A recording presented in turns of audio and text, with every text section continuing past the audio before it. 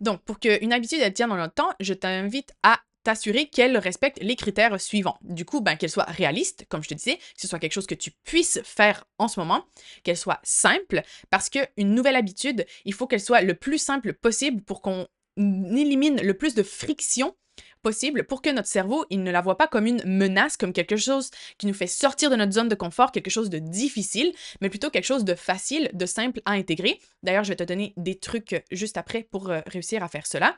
Donc voilà, il faut qu'elle soit réaliste, simple et régulière. Donc le mieux, c'est de faire à tous les jours.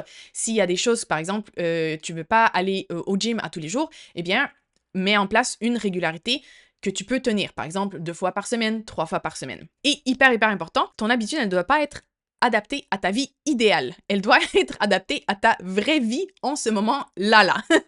Donc, on doit prendre en compte ton agenda réel, ton énergie réelle, ton quotidien réel pour s'assurer que l'habitude, eh bien, on va pouvoir l'incorporer facilement à notre vie actuelle. Du coup, ici, super important, mieux vaut commencer petit, même beaucoup plus petit que ce qu'on aimerait idéalement faire, mais au moins, c'est mieux de commencer petit, de rester constante et de faire confiance à l'effet cumulé de l'habitude et petit à petit, une fois que ça devient intégré, que ça devient facile, eh bien, on peut augmenter, par exemple, le nombre de fois qu'on le fait ou la durée de cette habitude.